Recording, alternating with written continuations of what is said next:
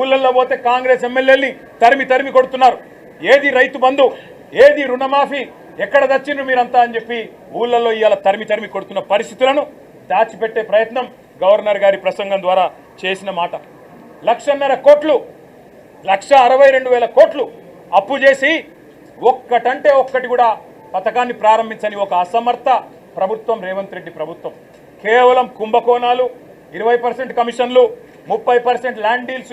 నా మాట కాదు, కాంగ్రెస్ ఎమ్మెల్యేలు చెప్తా ఉన్నారు 30% కమిషన్ ఇస్తేనే మా మంత్రులు పనిచేస్తారు, 20% కమిషన్ ఇస్తేనే బిల్లులు వస్తాయి అని ఇవాళ స్వయంగా కాంగ్రెస్ ఎమ్మెల్యేల నోటంబడ వస్తున్న మాటలు.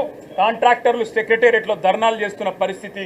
ఈ దుస్థితి గురించి గవర్నర్ గారు ఏమన్నా చెబుతారేమో, పదవులు కాపాడుకోవడం కోసం ఢిల్లీకి మూటలు పంపక తప్పకపోయినా కనీసం ఇక్కడైనా సర్దుకుంటాము, సరి చేసుకుంటామని ఒక్క మాట చెప్తారేమో అనుకున్నాం. దాని ప్రస్తావన లేదు.